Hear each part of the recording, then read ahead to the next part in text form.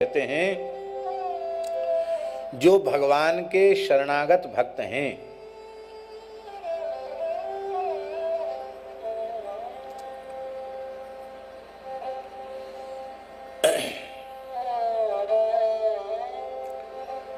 उनकी सब ओर से रक्षा करने की जिम्मेवारी भगवान की है। सारा भार भगवान का है।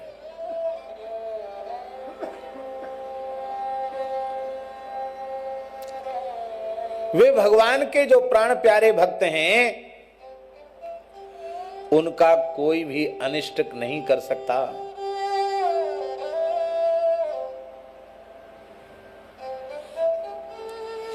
भगवान के भक्त जनों से उनके शत्रुओं से, भक्त जनों को उनके शत्रुओं से भगवत पार्षद बचाते हैं, भगवान बचाते हैं। यमराज कहते मुझसे भी बचा लेते हैं, अग्नि से बचा लेते हैं, सारी विपत्तियों से बचा लेते हैं। और देखो दुर्दर्श लिंगानि महाद्भुतानि, ये तुम बड़े भाग्यशाली हो जो उनके दर्शन हो गए। वो तो दुर्दर्श हैं, तुम्हारे जैसों को उनका दर्शन सुलभ नहीं था, पर ये तो तुम अपना सौभाग्य समझो कि तुमको उनका दर्शन हो गया। वे भगवान और वे भगवान के पार्षद अपने आश्रित जनों की रक्षन्ति तद्भक्ति मतः परेभ्यो मत्तश्च मर्त्यानथ सर्वतश्च, सब ओर से रक्षा करते हैं।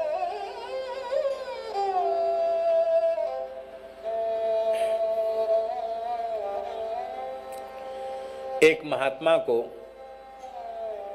एक श्रीमंत के ऊपर दया आई। महात्माओं को दया आ ही जाती है। बात ऐसी थी कि वे महापुरुष एक रात्रि उस श्रीमंत के यहां रुक गए। गृहिणी भगत थी, संध्या का समय था। महात्मा आ गए दरवाजे पे, बोले महाराज कहाँ जाओगे? यहीं सो जाओ, यहीं एक रात्रि विश्राम करो। महात्मा वहीं बगीचा था सेठ का, बगीचा में कोठरी थी, उसमें रह गए। खाया पिया तो कुछ नहीं, थोड़ा दूध ले लिया। तो मन में आया कि इसके घर में हम रुके हैं यात्रा में चलते हुए, परिस्थिति बस इसको कुछ दे के जाएं। पैसा तो हम छूते नहीं, किसी चीज़ के कोई संबंध है नहीं, पर अपनी ओर से इसका आतिथ्य हमने स्वीकार किया तो इसको कुछ देना चाहिए। तो महात्मा बोले कि देखो ऐसा है सेठ जी, राम राम किया करो, भजन किया करो, राम नाम का जप किया करो। बोला महाराज और सब हो सकता है, ये काम हमसे नहीं हो सकता। क्यों? हम बहुधंधी हैं, बहुत व्यापार व्यवहार में फंसे हुए हैं, हमको मरने की भी फुर्सत नहीं। आप भजन की बात बोल रहे हो? महात्मा ने हंस के कहा कि फुर्सत नहीं होगी तो भी तो मरना पड़ेगा। आप ये कह दो मौत से कि हमको फुर्सत नहीं है मरने की, तो क्या बच जाओगे? मरना तो पड़ेगा। बोले जब वो मरना पड़ेगा वो तो मजबूरी है, देखा जाएगा। लेकिन आप कहो भजन, तो भजन की फुर्सत नहीं। महात्मा ने कहा ये सब तुम्हारा यहीं छूट जाएगा। बोले छूटे चाहे रहे, चाहे जो भोगे, इससे आपको क्या लेना देना, वह हम भजन नहीं कर सकते। तो महात्मा को दया आई, बोले इतने व्यस्त हैं आपको बिल्कुल फुर्सत नहीं। कभी तो फुर्सत होती होगी, थोड़ी तो फुर्सत होती होगी। भगत बोला कि जितनी देर शौचालय में बैठे उतनी देर फुर्सत होती, बस समझ लो। जितनी देर शौचालय में बैठते हैं उतनी देर समझो किसी से मिलते जुलते नहीं फुर्सत होती है। अब तो हमने सुना शौचालय में भी टेलीफोन लोग रखते हैं और शौचालय में भी पढ़ने की पुस्तकें भी रखते हैं, सुना है? अब वहाँ भी लोग व्यस्त हो गए। लेकिन वो उसने कहा शौचालय में थोड़ी फुर्सत रहती है। तो उनका कोई बात नहीं, शौचालय में ही तुम सीताराम सीताराम किया करो। महात्मा सोचे भगवान का नाम है। आप लोग इस कथा को सुन के एक प्रयोग मत करना, मानसिक तो नाम जब संभव है उसमें उच्चारण नहीं करना चाहिए, उत्तम पक्ष है ये। ठीक है। उसने कहा चलो महात्मा पीछे पड़ा, वचन दे ही दो, ठीक है तो शौचालय में सीताराम सीताराम करेंगे। अब वो करने लग गया, शौचालय में बैठता सीताराम सीताराम सीताराम सीताराम। इतना मीठा नाम, जहाँ कहीं नाम हनुमान जी सुनते हैं दौड़े चले जाते हनुमान जी। हनुमान जी ने कहा इतना मीठा नाम कहाँ से आ रहा, कौन ले रहा है ये नाम? देखा रे, मेरे युगल सरकार का प्रभु का नाम शौचालय में बैठ के, अभी इसकी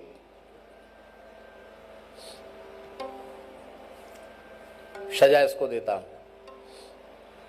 हनुमान जी ने एक लात लगाई। हनुमान जी तो लात लगा के चले आए। हनुमान जी की लात खा के कौन बच सकता?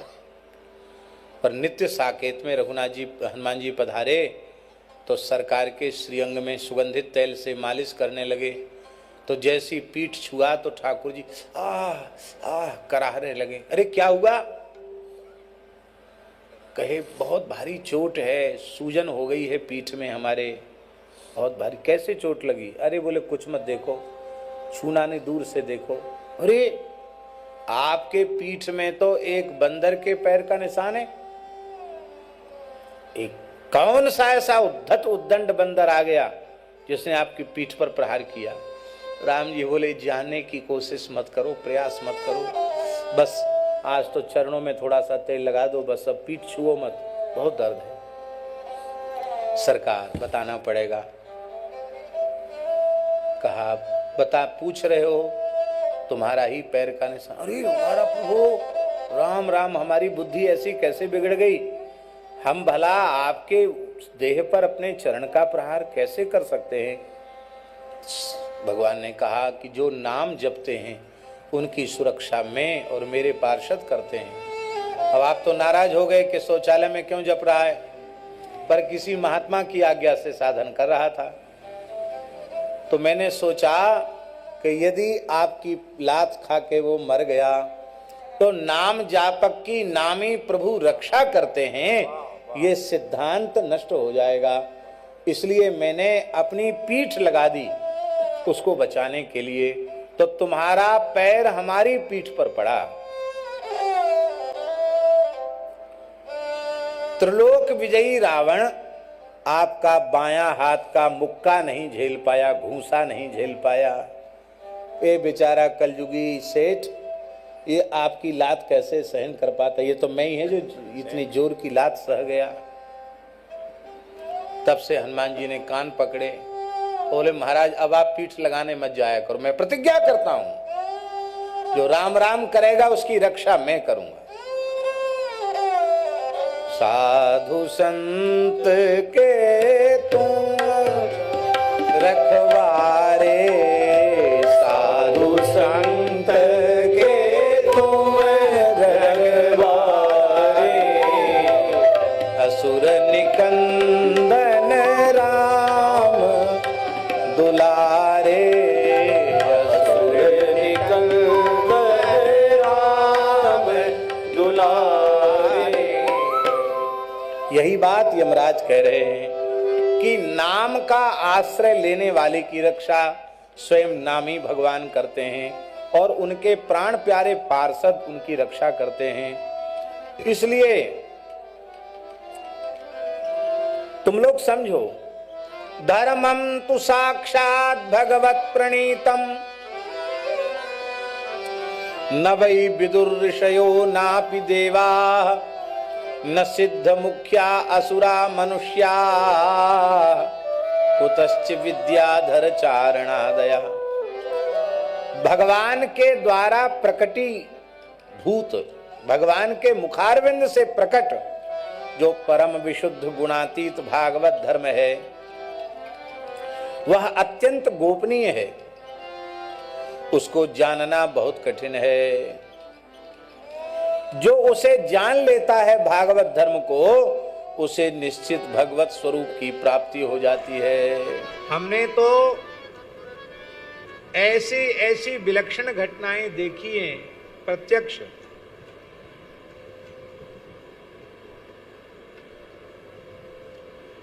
अब आजकल लोग उसका भी विरोध करते हैं कि खाली चमत्कार, खाली चमत्कार।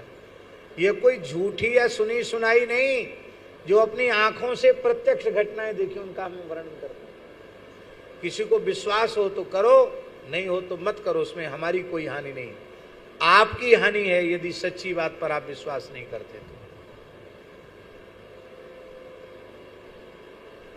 हमारे पूज्य गुरुदेव पहाड़ी बाबा के जीवन में पद पद पर इस प्रकार की घटनाएं घटती थी, अलौकिक घटनाएं।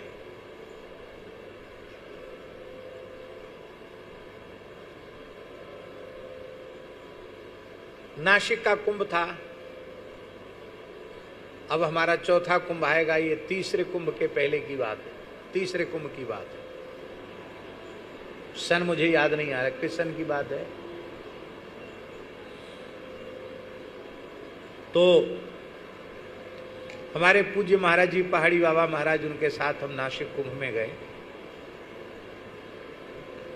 वहां एक वैज्ञानिक आए और उन्होंने कहा कि हम अभी अभी, उन वैज्ञानिक का शरीर शांत हुआ है कुछ समय पहले, भारत के बहुत बड़े वैज्ञानिक थे, दक्षिण के थे। तो वो वैज्ञानिक आए, उन्होंने कहा कि नहीं, संतों से आपका पता मिला तो हम आपसे पूछने आए हैं, कुछ एकांत में चर्चा करेंगे। बहुत लोग बैठे थे तो महाराज जी ने इशारा किया, सब चले गए। हम महाराज जी के पास ही थे, हमको महाराज जी ने नहीं कहा कि तुम जाओ, हमको कहा बैठ जाओ, तो हम बैठ गए। तो उन महानुभाव ने महाराज जी से कहा कि महाराज जी, हम लोग अथक प्रयत्न कर रहे हैं भारत को परमाणु शक्ति से संपन्न बनाने के लिए, लेकिन ये अड़चने आ रही हैं तकनीकी रूप से। तो किसी प्रामाणिक संत ने बताया है कि पहाड़ी बाबा समर्थ योगी पुरुष हैं, आपके पास भेजा है, आप कृपा करके यह बताइए कि हम लोगों का यह कार्य सफल कब होगा।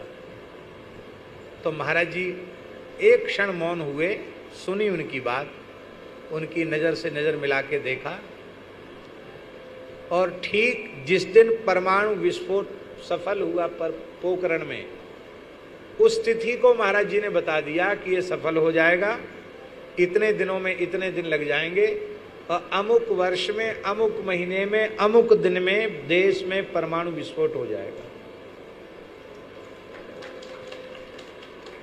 और अटल जी के प्रधानमंत्रित्व काल में परमाणु विस्फोट हुआ, और पूज्य महाराज जी उस समय विराजमान थे पहाड़ी बाबा। तो जब रेडियो में आया कि भारत ने परमाणु विस्फोट किया, पोखरण में सफल हो गया, तो महाराज जी ने हमारी ओर देख करके कहा, ध्यान है? मैंने कहा हाँ महाराज जी, बिल्कुल ध्यान है। वो कहते थे, लाखों मनुष्यों में से किसी एक मनुष्य को बुला दो, उसका भूत भविष्य वर्तमान हमको ऐसे दिखता है जैसे स्वच्छ दर्पण में छवि।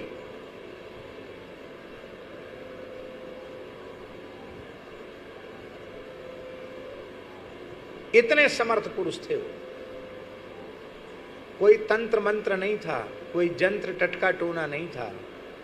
यद पिंडे तद ब्रह्मांडे, यद ब्रह्मांडे तद पिंडे, वे सर्व समर्थ योगी थे।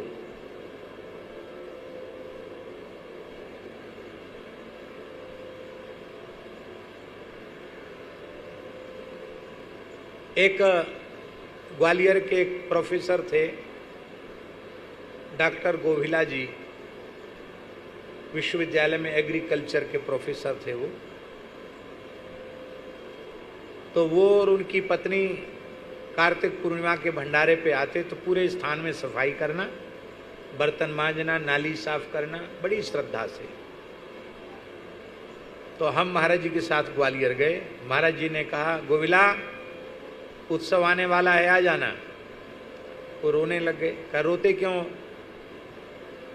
बोले, हमारी पत्नी की तबीयत खराब थी, चेकअप कराया तो दोनों किडनी समाप्त हो गई, वो तो बिस्तर पे पड़ी है, उठ नहीं सकती। अब मुझे घर का काम भी मुझे ही करना पड़ता है। महाराज मेरे ऊपर तो बहुत विपत्ति आई। वो भी बेचारी बीमार थी, आकर महाराज को प्रणाम किया। बोले अब तो बस डायलिसिस जब तक हो तब तक रहे, तब तक रहे, डायलिसिस पर जीवन इसका रहेगा। महाराज जी कुछ बोले नहीं और वृंदावन आ गए पहाड़ी बाबा आश्रम में। और वो द्वादशी को आ जाते थे, एकादशी के बाद द्वादशी, देवोत्थापनी एकादशी के बाद जो द्वादशी होती है, द्वादशी को आए, वो द्वादशी को आ गए। हम लोग पंचमी षष्ठी को 1-2 दिन रह के महाराज जी आ गए कार्तिक में, और वो एक द्वादशी को वो आ गए, गोविला जी आ गए। तो महाराज ने कहे तुम तो बीमार थे, तुम्हारी पत्नी कैसे आ गए? उन्होंने कहा महाराज जिस दिन आप रात्रि में आए हो आशीर्वाद देके, उसी रात्रि को मेरी पत्नी को स्वप्न हुआ। आपने जोर से फटकार करके कहा चल बैठ, बक बक करती है, किडनी खराब होगी, किडनी खराब होती। कहाँ होती है किडनी? तो बताई कि यहाँ किडनी होती है। बोले अपना दाहिना चरण उठाकर किडनी में छुआ दिया। बोले जा ठीक हो गई तेरी किडनी, आ जाना सेवा करने के लिए। तो उस अपने आप उठ करके काम में लग गई। तो मुझे आश्चर्य हुआ कि ये काम में कैसे लग गई। तो हॉस्पिटल लेके गए, फिर चेकअप कराया, दोनों किडनी एकदम सही।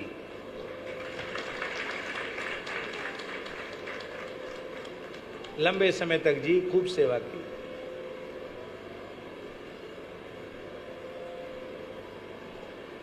आप लोग समझ सकते हैं, पढ़े लिखे लोग, डॉक्टर लोग अच्छी प्रकार से समझ सकते हैं। वैद्य जी आप बताइए, जिस माता का गर्भाशय निकाल दिया गया हो ऑपरेशन करके, उसको संतान हो सकती है क्या?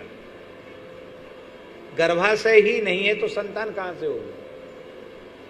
और एक व्यक्ति हैं, अभी भी हैं वो व्यक्ति, उनकी पत्नी के गर्भाशय को निकाल दिया, शायद कुछ कैंसर जैसी शिकायत थी इसलिए निकालना पड़ा गर्भाशय, गर्भाशय निकाल दिया। और उनके घर में ऐसी घटना घट गई कि कुछ मजदूर थे और उन्होंने घर के रंग रोगन करने वाले लोगों ने ही उनके पिता माता की हत्या कर दी, उनके एकमात्र पुत्र की हत्या कर दी। अब उन दोनों दंपति के जीवन में उनका तो दीपक बुझ गया, कोई आगे पीछे कोई वंश में था ही नहीं, वो डिप्रेशन में चले गए। तो गोविला जी उनके साड़ू भाई थे, साड़ू लगते थे, साड़ू होते हैं ना, तो साड़ू लेकर के उनको गोविला जी आए महाराज जी के पास। पहली बार लेके आए थे, बहुत रो रहे थे। तो महाराज जी घटना सुन करके दुखी हुए और बोले क्यों, मरना क्यों चाहता, मरने से कोई समाधान होगा क्या? बोले महाराज बस मैं जीना नहीं चाहता, मैं नौकरी करता हूँ, बैंक में मैनेजर हूँ, मेरी पत्नी भी बैंक मैनेजर है, किसके लिए कमाऊँ, क्या करूँ, मेरे माँ बाप भी चले गए, मेरा पुत्र भी चला गया। महाराज जी बोले चल हट, बक बक करता है, बुढ़ा थोड़ी हो गया है, हो जाएगी संतान। तो वो बोला कि महाराज मेरी पत्नी का गर्भाशय निकाल दिया गया है, अब संतान संभव नहीं है। तो महाराज बोले चल बकबक करता है, ऐसे बोलते थे वो, बकबक करता है। भगवान से बड़े होते हैं डॉक्टर कि परमात्मा से बड़े होते हैं कि महात्मा से बड़े होते हैं, किससे बड़े होते हैं बता? मैंने कह दिया ना, भाग यहां से। तो उनके जो साड़ू भाई थे बोले जल्दी चलो यहाँ से, पता नहीं बाबा जी फिर कौन सा शब्द बोल देंगे, चलो। वो लेके गए। साल भर बाद एक पुत्री का जन्म हुआ। एम्स के डॉक्टरों ने गर्भाशय का ऑपरेशन किया, दिल्ली में एम्स के डॉक्टरों ने। डॉक्टर दर्शन करने आए महाराज जी का कि किस शक्ति ने नए गर्भाशय का निर्माण कर दिया। महाराज जी कुछ सेवा बताइए। महाराज जी बोले तुम्हारी इच्छा हो तो ब्रज में एक शिविर लगा के कुछ दीन दुखी ब्रजवासियों का, साधु संतों का फ्री में इलाज कर दो। फिर वो बच्ची बड़ी हो गई, 3-4 साल की हो गई। अब वो हर शनिवार रविवार आते थे, स्थान में सफाई करते थे, बड़ी भक्ति हो गई दोनों में, चमत्कार को नमस्कार होता है। महाराज जी तो खाली लंगोटी लगाए बैठे रहते थे खाली तखत पर। उसकी मैया ने सिखाया, बाबा से एक भैया मांग लो। तो वो छोटी सी बच्ची गई, बाबा बाबा हमको भैया दे दो। महाराज जी बोले, ए सच्ची बता, कौन ने कही तोते, कौन ने कही? मेरी मम्मी कह रही है। हम वहीं थे। बोले गृहस्थी बहुत बदमाश होते, पहले रो रहे थे, कोई नहीं था, कोई नहीं था, मरना चाहता था। अब बेटी हो गई तो संतोष नहीं, बेटा चाहिए। तब तक उसकी मैया आके बोली रोते हुए, महाराज जी बेचारी आपने दिया है तो एक बेटा और दे दो, राखी बांधेगी किसको बेचारी है, किसको राखी बांधेगी? महाराज जी बोले बहुत भाग्यशाली, अगली साल भैया लेके आवेगी। अब तो दोनों का विवाह भी हो गया। लड़के का नाम गोपाल है, बिटिया का नाम भी कुछ है, गोपाली कहते थे महाराज जी को। दोनों का विवाह हो गया। कितनी घटनाएं हम आपको सुनाएं। एक ही काल में 2 जगहों पर उपस्थित होकर के संतुष्ट कर देना, ऐसी कई घटनाएं महाराज जी के जीवन में घटी। कलकत्ते में एक बंगाली महानुभाव महाराज जी के भक्त, उनको महाराज जी ने कहा होगा कि तुम नया घर बनाओगे तो हम तुम्हारे घर को उद्घाटन करने आएंगे, गृह प्रवेश में आएंगे। और उन्होंने नया घर बनाया, नई बाड़ी बनाई, और महाराज जी ने 1995 में हमको वहाँ का महंत बना दिया स्थान का। तो बोले अब महंत बना दिया, अब हम बाहर जाएंगे नहीं, जाना आना महाराज जी ने बंद कर दिया। वो लोग आए, बोले महाराज जी आपने कहा था घर बन गया, आप चलिए। बोले बच्चा अब महंत जी को ले जाओ, अब मैंने आना जाना बंद कर दिया, अब तो मैं वृंदावन में पड़ा हूं, बस यहीं पड़ा रहने दो। तो उस भक्त की एक छोटी बच्ची थी, वो बंगला भाषा में बोली, और भाषा में बोलूंगा तो हमसे बनेगी भी नहीं, कोई बंगाली होंगे तो उनको हंसी भी आएगी। उस भाषा का आशय ये था कि ठाकुर दादू आपने क्यों मिथ्या कथा बोलते हो, आप झूठ क्यों बोलते हैं? आपने जब मेरे पापा को बाबा को कहा था कि हम आएंगे, अब आप कहते नहीं आएंगे, तो आपकी बात झूठी हो गई। तो महाराज जी हंसते हुए बोले, अरे बक बक बक करती है, मुझे झूठा बनाती है, अरे मुझे झूठा बनाती है, मैंने नियम ले लिया है। तो नियम क्यों ले लिया आपने, क्यों ले लिया नियम? बच्चों के साथ वो खेलते भी थे। दूसरे दिन की बात है, सवेरे महाराज जी चाय पी रहे थे नारियल के पात्र में। उनके पिता बैठे थे, बच्ची बैठी थी। तो महाराज जी बोले, खोखी, बंगला में खोखी कहते हैं बच्ची को, हे खोखी। हाँ बाबा, देख तेरे घर में हुआ है, अपनी वाणी को सत्य कर दिया, और तेरी माँ ने हमको खिलाया पिलाया, मैं हो आया। वो सारी बात बता दी। इस रंग से घर पुता है, इतने कमरे हैं, रसोई घर इधर बना है, और ऊपर सबसे ऊपर ठाकुरबाड़ी है, एक कमरा हमारे लिए बनाया है। सारी बात बता दी उसको। हम भी बैठे थे, तो हमने समझा कि शायद स्वप्न में देखकर महाराज जी आए होंगे, या योगी हैं ध्यान में देख लिया होगा, स्वप्न में वो आए होंगे, यही हमने अपने मन में समझा।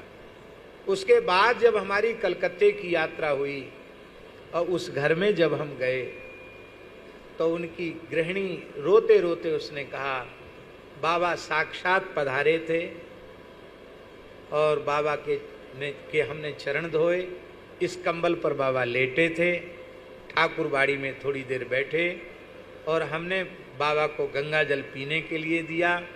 और बोले क्या पाएंगे? बोले गंगा जल में थोड़ा पटल की साग बना, पटल माने परवल, पटल की साग बना, और संदेश, तो संदेश पटल की साग महाराज जी ने पाया और पा करके यहां विश्राम किया। जाओ अब हमें विश्राम करने दो। आज सवेरे 4 बजे जैसी मैं देखने गई तो वहां बाबा नहीं, केवल बाबा के श्रीअंग की दिव्य सुगंध मात्र थी। बोले आप विश्वास करेंगे, दूसरा विश्वास नहीं करेगा। मैंने इन्हीं हाथों से महाराज जी के चरण धोए और इन्हीं हाथों से रसोई बना के पवाया। वो पात्र दिखाए, इन पात्रों में महाराज जी ने प्रसाद पाया। 1-2 घटनाएं नहीं है, सैकड़ों घटनाएं। सिद्धियों के ऐसे खेल होते थे, तमाशे। हाँ। हम मंदिर में पुजारी थे।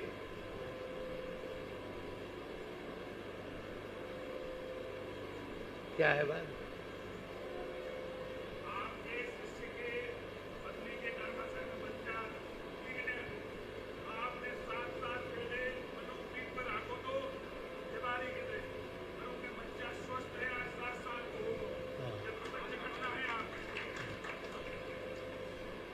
तो भगवान क्या कह रहे थे, हम भूल गए। हाँ, हम पुजारी थे।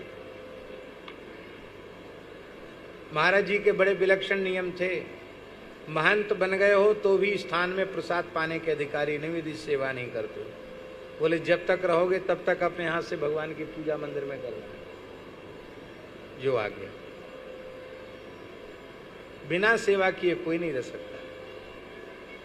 तो हम महंत तो थे लेकिन पूजा करते थे। और अब तो हम लोगों के यहाँ बड़ी सुविधाएं हो गई हैं। इस समय के साधुओं ने बड़े पुण्य किए हैं। एक पुजारी को 2-2, 3-3 असिस्टेंट मिले हुए हैं। उस समय महाराज जी का समय जब था पहाड़ी बाबा का, तो पुजारी कोई झाड़ू लगाना, पुजारी कोई पोछा लगाना, पुजारी कोई पात्र अमनिया करना, और पुजारी कोई थाल सजाकर भोग लगाना, भोग मिलाना। कोई सहयोगी आप नहीं ले सकते। बड़ा काम था। तो ज्यादा मूर्ति नहीं रहते थे महाराज जी के पास, 8-10 ज्यादा से ज्यादा।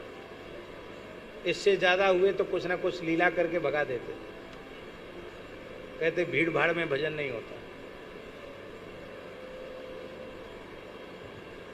तो भोग लग गया ठाकुर जी को, और 10-20 भगत आ गए, और 15-20 साधु आ गए ठीक पंगत के समय। और रसोई केवल 10 लोगों के हिसाब की बनी। तो एक रसोईया थे, आसाम का शरीर था उनका, बहुत पवित्र आत्मा थे, ब्राह्मण कुल का शरीर था, साधु थे निम्बार्क संप्रदाय के। उनका नाम था मोहनदास।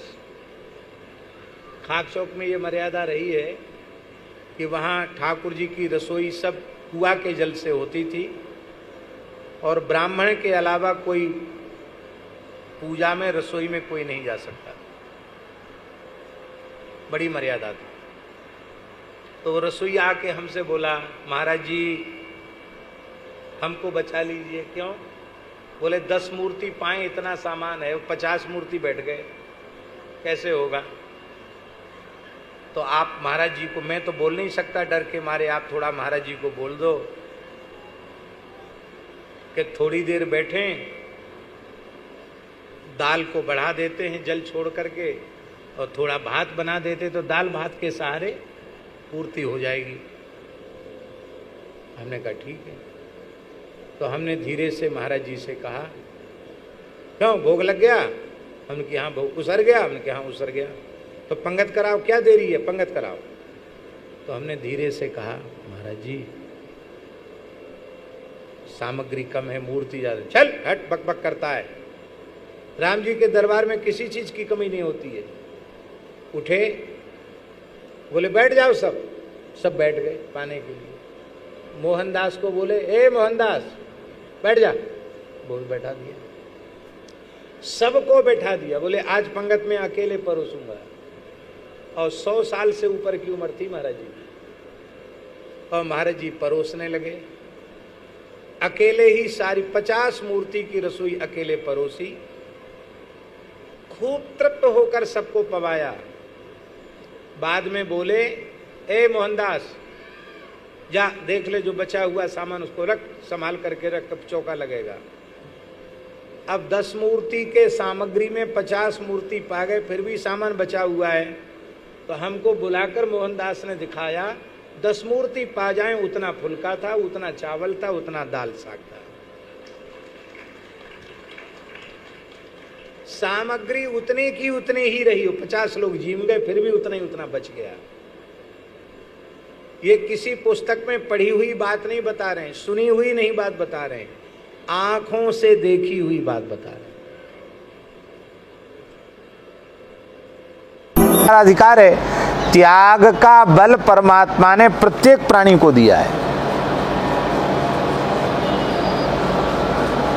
ये कठिन नहीं, त्याग दे। और हमारे अपने मन की अनुभव की बात है, एक बार जिस बात को मन से त्याग दिया जाता है, फिर वह बात कभी भूलकर स्वप्न में भी नहीं आती। एक बार भीतर से त्याग दे। परम पूज्य स्वामी श्री शरणानंद सरस्वती जी महाराज, बरुआ सागर वाले स्वामी जी, उच्च कोटि के महापुरुष थे। पूज्य करपात्री जी महाराज के गुरु भाई थे। तो उनके चरणों में हमको सबसे पहले जाने का सौभाग्य प्राप्त हुआ, वृंदावन आने के पहले। तो अवस्था हम समझते हैं कि 8-9 वर्ष की रही होगी, इससे ज़्यादा की अवस्था नहीं थी। और संपर्क तो स्वामी जी से पहले ही हो गया था, लेकिन वो बार बार कहते थे चलो, गए नहीं। तो बधा एक गांव है, वहाँ एक हनुमान जी हैं, मड़वागिरी हनुमान जी। वहाँ हनुमान जी पर एक उत्सव था, उसमें स्वामी जी आए थे। तो पता नहीं स्वामी जी को क्या हुआ, स्वामी जी बोले कि पंडित जी ऐसे तो आप चलेंगे नहीं, अब बैठ जाओ गाड़ी में, चलो हमारे साथ। तो हम कुछ नहीं लिए थे, कपड़ा लत्ता लोटा सोटा कुछ नहीं था मेरे पास। हम जैसे थे, छोटे बच्चे थे, 8-9 साल का बच्चा कितना होता है। तो स्कूल से आए थे, साइकिल पे कैरियर पे बैठ के आए थे। तो एक खाकी पैंट था हाफ, एक सफ़ेद शर्ट थी, वो बच्चों को पहनाते हैं ना, एक तनी ऐसी बंधी रहती जो पैंट खिसक न जाए, तो वो तनी बंधने वाला वो था। जनेऊ तो हमारा हो गया था, 7 साल में ही हो गया था जनेऊ। चोटी भी रखते थे, जनेऊ भी था, संध्या भी करते थे, गायत्री जप भी करते थे।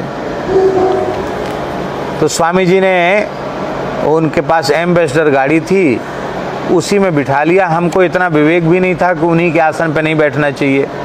हम प्रेम से उन्हीं के आसन पे बैठ गए, उन्होंने भी बच्चा जान के बिठा लिया, प्रेम से बैठ के चले गए। पिताजी भी थे, तो पिताजी को स्वामी जी ने जाते जाते कहा, पंडित जी आपके मन में तो मोह ममता है पुत्र के प्रति, आपसे हमने पहले भी कहा था, आपने दिया नहीं, अब हम अपनी वस्तु हम ले जा रहे हैं। ये कहा, अपनी वस्तु हम ले जा रहे हैं।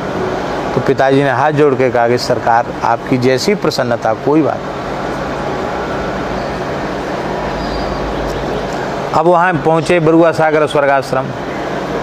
तो पहुँचे तो ऐसे ही समय हो रहा होगा, यही समय होगा शायद। तो स्वामी जी हमसे बोले कि पंडित जी आपका जनेऊ हो गया और आप शिखा सूत्र धारण करते हैं, संध्योपासन भी करते हैं, इतने संस्कारवान हैं, फिर आपने ये अंग्रेजों की वेशभूषा क्यों धारण कर रखी है? बड़े प्रेम से बोले स्वामी जी, ये हाफ पैंट और ये जो शर्ट है तो अंग्रेजों का है, ये अंग्रेजों का क्यों पहन रखा है? तो हमने कही स्वामी जी से, फिर का पहने हैं बुंदेली में, फिर का पहने हैं, मैंने क्या क्या पहने? तो उन्होंने कहा, एक ब्रह्मचारी थे शैलेंद्र, शैलेंद्र लाओ, ये पंडित जी से बड़ी धोती तो संभलेगी नहीं, एक धोती ले आओ। तो एक धोती मंगाई, धोती के 2 टुकड़ा कर दिए, और 2 टुकड़ा कर दिए तो कम पने वाली धोती, एक तो पूरी चौड़ी होती, छोटे बच्चे वाली धोती, उसके 2 टुकड़े कर दिए। और उन्होंने पैंट और हमारा शर्ट उतार करके, भीतर तो हम लंगोटे ही पहने थे, हमने कभी चड्डी नहीं पहनी, भीतर लंगोटा पहने थे। और उसको उतार के उस शैलेंद्र जी को कहा, ए जाओ उसको कचड़े पे फेंक के आओ। तो जहाँ कचरा वचड़ा डलता था वहाँ वो हाफ पैंट और वो शर्ट उतार के फेंक दिया गया। और स्वामी जी ने अपने हाथ से हमको धोती पहनाई। तो एक धोती तो पहना दी और ऊपर से वो आधी धोती थी वो ओढ़ने के लिए दे दी, ये पहन लो, लांग लगा के पहनाई और एक उड़ा दिया। बोले ये अब ऐसे रहो, बटुक ब्रह्मचारी का वेश ऐसे रहो। ठीक। तो जिस समय स्वामी जी अपने हाथ से पहना रहे थे उसी समय मेरे मन में संकल्प हुआ कि इतने श्रेष्ठ महापुरुष अपने हाथ से पहना रहे हैं और कहते हैं अंग्रेजी वेशभूषा ब्राह्मण होकर क्यों धारण करते हो। तो अब जीवन में कभी इस वेशभूषा को हम स्वीकार नहीं करेंगे, ऐसा मन में निश्चय कर लिया। इसके बाद जब स्वामी जी ब्रह्मलीन हो गए, कक्षा 4 में पढ़ते थे तब स्वामी जी के पास गए, 5 की परीक्षा दी और 5 की परीक्षा पूरी होते होते स्वामी जी ब्रह्मलीन हो गए। अब स्वामी जी ब्रह्मलीन हो गए तो स्वाभाविक हमको गांव आना पड़ा। गांव आना पड़ा तो कक्षा 6 में प्रवेश हुआ। अब उस समय देहाती स्कूल में ड्रेस चली थी, सब बच्चे ड्रेस में आएंगे। अर्जुन सिंह मुख्यमंत्री थे और गांव-गांव में ड्रेस का प्रचलन हुआ था। उसके पहले लोग ड्रेस नहीं पहनते थे। तो गांव के स्कूल में पहली बार ड्रेस आई थी, सबको मिल रही थी ड्रेस मुफ्त में। अपने अपने नंबर का हाफ पैंट पहनो और वो शर्ट, और सबको जूता भी मिल रहे थे, अपने अपने नंबर के जूता पहनो। और स्कूल तो फट्टी पे लगते थे, कुर्सी टेबल तो थी कहाँ, पेड़ के नीचे लगते थे स्कूल, उतने भवन भी नहीं थे। और बादल होने लग जाते तो हम लोग भगवान से मनाते कि भगवान पानी बरस जाए। क्यों? पानी बरसती छुट्टी हो जाती थी, बैठने की जगह नहीं है। तो भगवान से मनाते थे कि पानी बरस जाए तो छुट्टी हो जाएगी। छुट्टी बच्चों को बहुत अच्छी लगती, छुट्टी हो जाए तो क्या कहना, भगवान मिल गए। तो अब वहाँ जब गए तो अब वो प्रधानाचार्य जी थे, एन.डी. गुप्ता नाम था उनका। गुप्ता जी बोले नहीं यानी कि वो तो ड्रेस तो पहननी पड़ेगी। अब वो क्लास टीचर था, उसने भी कहा नहीं ड्रेस तो पहननी पड़ेगी। मैंने कहा भाई देखो हम चाहे पढ़ें ना पढ़ें, हम एक बार निश्चय कर चुके हैं तो हम अपनी ही वेशभूषा में रहेंगे। आखिर हमारे निर्णय के आगे सबको झुकना पड़ा। हम एक अपना आसन लेके अलग से आते थे, फट्टी पे नहीं बैठते थे, अलग बैठते थे और धोती पहन के आते थे। ऐसे ये तिलक न लगा के भस्म के त्रिपुंड लगाते थे। स्वामी जी के वहाँ के संस्कार के अनुरूप भस्म के त्रिपुंड लगाते थे और आराम से वहीं बैठते। पानी नहीं पीते वहाँ का, साथ भी नहीं रखते पानी, क्योंकि कोई छू जाएगा पानी। और भोजन करने दोपहर में दौड़ के जाते थे गांव घर। तो जहाँ कार्यक्रम स्थल हुआ था वहाँ से घर तो कम से कम आधा किलोमीटर दूर तो हो गई, दौड़ के जाते थे। और जब खा के आए तब तक वो इंटरवल का समय पूरा हो जाता, तो 5-7 मिनट लेट ही हो जाते थे। तो मास्टर डंडा से मारता भी था, यहाँ क्यों नहीं खाते, टिफ़िन क्यों नहीं लाते। मैंने कि टिफ़िन हम इसलिए नहीं लाते, हमारा जनेऊ हो गया है, हम कच्ची रास्ता चली रोटी खा नहीं सकते, और यहाँ सब छू जाएंगे तो हम घर जाके भोजन करके आते हैं। भूख तो लगती है, बच्चों को भूख लगती है, भोजन करने घर चले जाते। और अंत में स्थिति ये हुई कि हमको फिर छोड़ना पड़ा स्कूल। मास्टर जी का कुछ विशेष कृपा हो गई और वो पीछे ही पड़ गए एकदम। एक दिन कुछ कला हो गया उनसे, क्लास से बाहर हो जाओ तुम लोग, ब्राह्मण लोग हो, ये तिलक लगा के आते हो, ये धोती पहन के आते हो, विद्यालय की मर्यादा नहीं मानते हो। तो हमने कहा भाई हम भारतवर्ष में पैदा हुए हैं, ब्राह्मण कुल में पैदा हुए हैं, अरे हम धोती पहनते हमारा अधिकार है, हम तिलक लगाते हमारा अधिकार है। आप पढ़ाई लिखाई की बात करो ना, आप इधर उधर की बातें क्यों करते हो। हम पढ़ने में कमज़ोर हों, आपकी पढ़ाई का कोई काम पूरा ना करते हो तो आप हमसे कहिए ये सब बेकार की बातें आप क्यों करते हैं। बोले तुम ज़्यादा बोलते हो। डंडा से पीटने लगे, निकाल के बाहर हो जाओ। बस हो बात ही बात करस बढ़े आई, झगड़ा हो गया तो फिर स्कूल से बस्ता लेके 6 में पढ़ते थे उसमें, स्कूल से बस्ता लेके हम रोते हुए प्रधानाचार्य जी के पास गए। प्रधानाचार्य जी ने कहा यानी कि शिक्षक की बात तो माननी ही चाहिए। हमने कहा हम नहीं मानते ऐसी बात जो हमारे अनुकूल नहीं। बोले तो क्या विचार है। हमने कहा हमको पढ़ना ही नहीं। बोले आपकी इच्छा। तो हम थैला लेकर वहाँ से चले। गांव में तालाब के पास देवी जी का मंदिर है। देवी जी के मस्तक में खूब माथा पटक पटक के रोए। कैसा सौभाग्योदय हुआ था, एक संत की सन्निधि मिली, कैसा पाप उदय हुआ कि फिर हमको यहाँ आना पड़ा। अब हम 2 चीज़ें आपसे मांग रहे हैं भगवती आपके दरबार में, या तो आज ही मेरी मृत्यु हो जाए या फिर हम इस क्षेत्र को छोड़कर कहीं बहुत दूर चले जाएं, संतों की सन्निधि में चले जाएं। हमको अब यहाँ नहीं रहना, न ऐसी पढ़ाई पढ़ना है जिसमें तिलक न लगा पावे, धोती न पहन पावे, ऐसी पढ़ाई नहीं पढ़नी। अब वो दुख अधिक था तो बेहोशी जैसी हो गई। तो एक गांव की ब्राह्मणी थी, काकी काकी कहते थे, वो बेचारी गोद में उठा के लेके गई। हमको तेज बुखार था। फिर सबने समझाया भाई देखो तुम झगड़ा करके चले, पढ़ने तो वहीं जाना पड़ेगा, तुम्हारा नाम लिखा हुआ है, नाम कट जाएगा, नहीं पढ़ोगे तो अब स्वामी जी तो पधार गए, पढ़ना तो यहीं पड़ेगा। कोई बात नहीं, घर में धोती पहन लिया करो, वहाँ पैंट पहन लिया करो। क्या हमने कि ये बात नहीं, हमने जब निश्चय कर लिया, हमने त्याग दिया तो अब त्याग दिया, हम चाहे पढ़ें चाहे न पढ़ें, पक्का निश्चय हो गया। सब बड़े परेशान थे क्योंकि ज़्यादा परेशान करोगे हम भाग जाएं घर छोड़ के। इसी बीच में पूज्य गुरुदेव भगवान पधारे, भक्तमाली जी महाराज। और परमहंस जी एक और विशेष बात हुई, जिस दिन ये जो घटना घटी उसी रात्रि को हमको बहुत दुख था, तो एक स्वप्न हुआ। उस स्वप्न में क्या दिखा कि इमली के पेड़ के नीचे लक्ष्मी जी बैठी हैं, बड़ा प्रकाश निकल रहा है और 2 हाथ में तो उनके शंख चक्र हैं और 2 हाथ में उनके कमल हैं। तो हमने भी स्वप्न में तालाब से कमल के पुष्प उतारे भगवान की सेवा के लिए। उन्होंने कहा लक्ष्मी जी को अर्पित कर दें। तो लक्ष्मी जी को जैसे ही कमल अर्पित किए तो लक्ष्मी जी ने गोद में ले लिया, बड़ा स्नेह किया।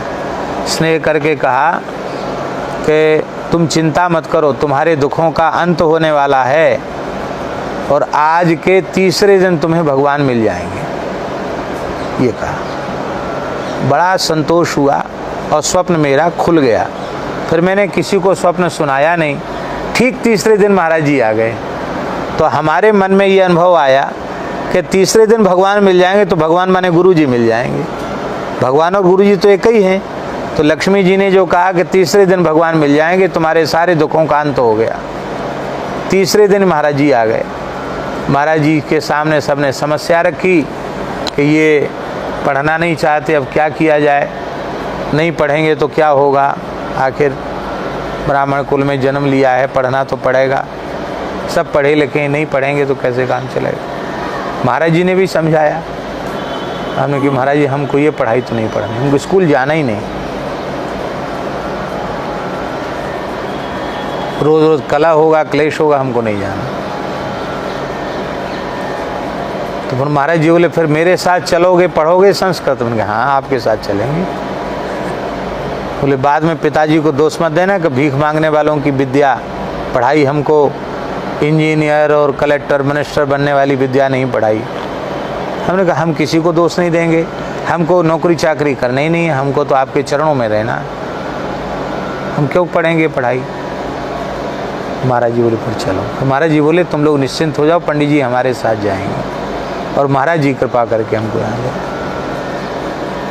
ये बात किसी प्रसंग में हमारे मुंह से निकल गई, कह दी, पर सच्ची बात ये है कि जो एक बार आप अपने मन में निश्चय कर लो, जिस चीज़ को त्याग दोगे उस वस्तु के प्रति आपकी वृत्ति नहीं जाएगी। तो उस अवस्था में पैंट पजामा त्यागने की बात, एक बार त्यागने के बाद फिर कभी सपने में भी आपने नहीं देखा कि हमने पैंट पहना हो। जबकि अवस्था की दृष्टि से तो उस समय क्या अवस्था है, कोई अवस्था नहीं। तो छोटे बच्चे के भीतर भी निश्चय की भावना हो सकती है, तो युवा होने पर, समझदार होने पर, सावधान होने पर हम किसी भी दोष का त्याग क्यों नहीं कर सकते? अवश्य कर सकते हैं, पर हमारे मन में एक बार उसका पक्का निश्चय हो जाना चाहिए, क्योंकि त्याग में हमारा पूरा अधिकार है।